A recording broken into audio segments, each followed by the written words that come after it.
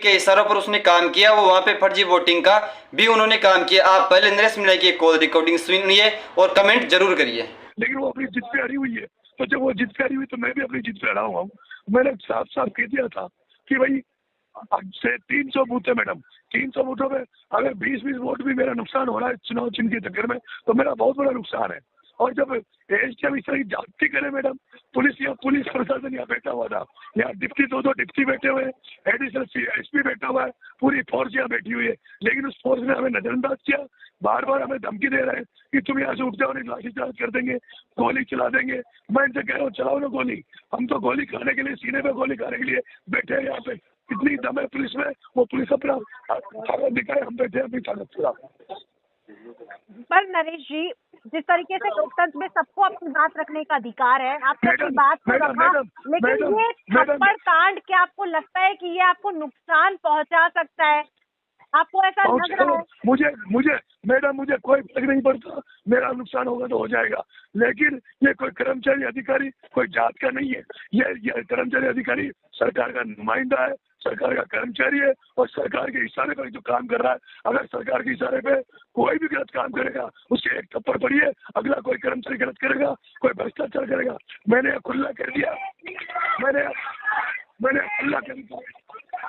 खुला कह रखा है, अगर नरेश मीणा के बाद में, अब नरेश मीणा जनता के बीच में, जनता का बेटा बनकर यहाँ काम करता है। अगर सरकार का भजन लाल का कोई भी नुमाइंदा अगर इस दैव धरती में अब अगर भ्रष्टाचार भी करेगा, तो उसको भी नरेश मीणा उसको भी गधे पे बिठा के काला मुंह करके फिराएगा।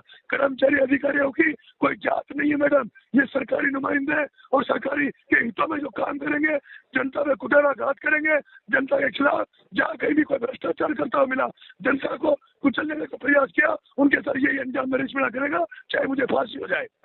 नरेश जी, आप एक तो चुनाव का दिन और ऊपर से ऑन ड्यूटी अफसर पर अगर आपने हाथ उठाया है, आपकी सारी बातें ठीक है कि आपके साथ गलत हो रहा है।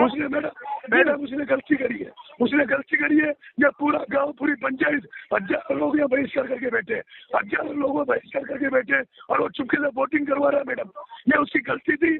हमारी जो अधिकारियों ने सुनवाई नहीं की, पुलिस ने सुनवाई नहीं की, कलेक्टर मैडम ने सुनवाई नहीं करी, तब हमारे पास कोई दूसरा चारा नहीं बचता था। यही चारा था, एक पड़ी थी, कम पड़ी थी। नरेश मीणा की कॉल रिकॉर्डिंग सुनी, साफ तौर पर नरेश मीणा वापस से बीजेपी पर निशाना साधते हुए बता रहे हैं कि नरेश मीणा कोई वो नहीं है, नरेश मीणा एक बीजेपी का एजेंट है, और ये सरकारी कर्मचारी तो है, लेकिन ये बीजेपी का एक गुरका है, और बीजेपी के इशारों पर इन्होंने यहाँ पे फर्जी वोटिंग करने का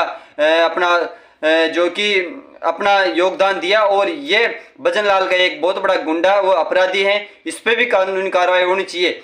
मैं अपनी गिरफ्तारी देने के लिए तैयार हूं, लेकिन सरकार से मैं एक जवाब चाहता हूं कि क्या आप ऐसे ही किसी निर्दलीय प्रत्याशी को दबाना चाहोगे? आपको बता दें कि नरेश मीणा ने अपनी कॉल रिकॉर्डिंग पे कहा है कि इस एसडीएम के कोई माथे पे लिखा नहीं हुआ था कि ये कौन सी समाज से हैं, वह कौन सी जाति से हैं। मैं नरेश मीणा कहना चाहता हूं कि अगर वहां पे पुलिस नहीं पहुंचती तो मैं एसडीएम को एक ही थप्पड़ जड़ा, लेकिन मेरा मौका मिलता तो मैं और भी ज्यादा थप्पड़े जड़ता।